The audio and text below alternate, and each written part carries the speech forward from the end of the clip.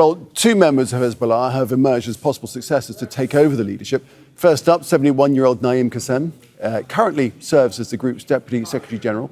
He was appointed second in charge back in 1991 by then-leader Abbas al-Massawi for his assassination in an Israeli attack.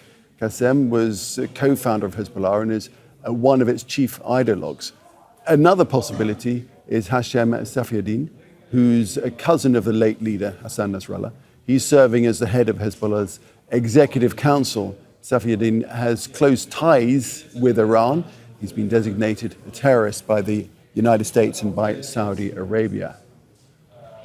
Well, let's speak now to Ali Rizk, who's a security and political affairs analyst, joins us now live from Beirut. Ali, thanks for joining us here. So we have a vacuum, to say the least, at the top of Hezbollah, given the Israeli targeting of the leadership, key leaders taken out.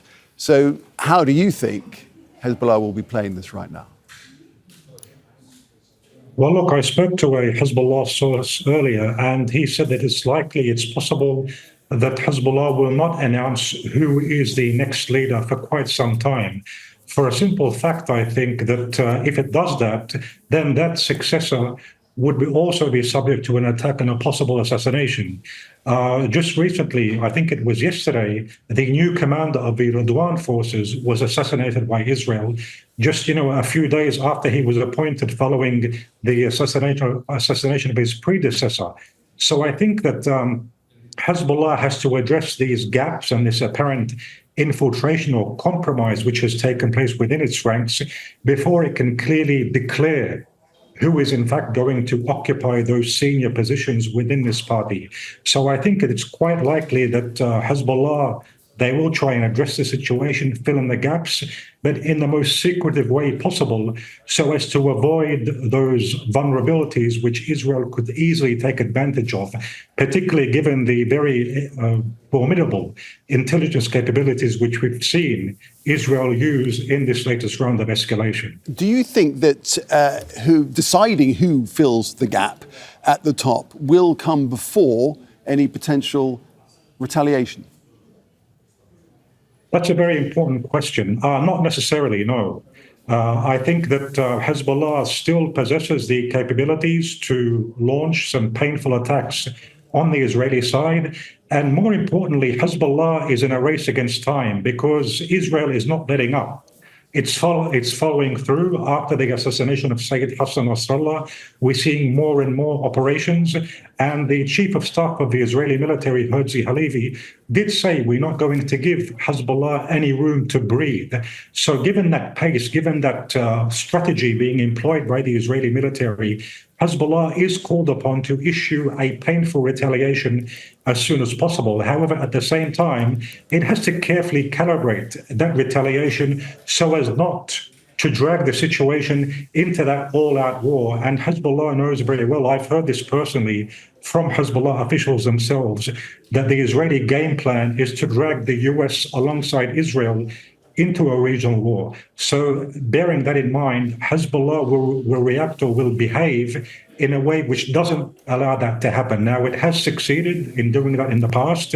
This time, the test is a lot more bigger, but I think that Hezbollah still maybe will possess that ability to inflict those painful blows on the Israeli side without embroiling the region into that war, which Benjamin Netanyahu, ultimately wants to happen. Because the group does have significant armory, doesn't it? Weapons that can reach Tel Aviv and other cities. But as you say, as they weigh that retaliation, they have to be very careful about how far they go.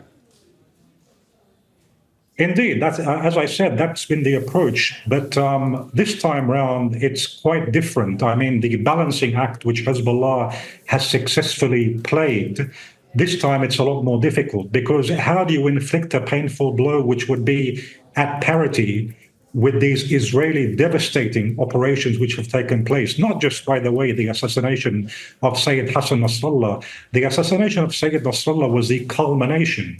But it all started, I think, mainly with the detonation of the pages. And then we saw the assassination of Ibrahim Aqil, along with a number of the members of the elite Hezbollah forces. Then it culminated with Sayyid Hassan Nasrallah. How do you respond in a way which is at parity or which somewhat makes up for all of those losses without embroiling the region into that war. I think that is the very difficult test which Hezbollah faces, and we have to wait and see how it's going to deal with that situation. Of course, it might be taken out of Hezbollah's hands, mightn't it? Because there may be a ground invasion from Israel.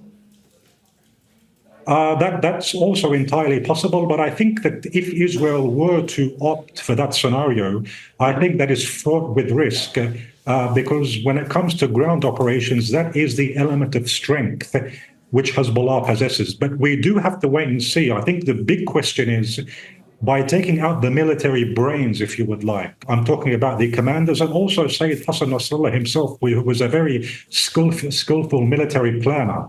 With him and the other senior commanders out of the picture, will Hezbollah remain that formidable fighting ground force it used to be? I think that is the big question. Now, the Israelis, if they do go ahead with the ground operation, and I think that is quite possible, if they do, will they face a weaker fighting force? That's not necessarily the case. It might be, it might not be.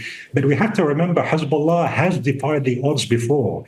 I mean, in 2006, it defied the odds by successfully standing up to the Israeli side. In 2006, it unveiled some surprising capabilities. If you remember the anti-ship missile, which struck an Israeli warship.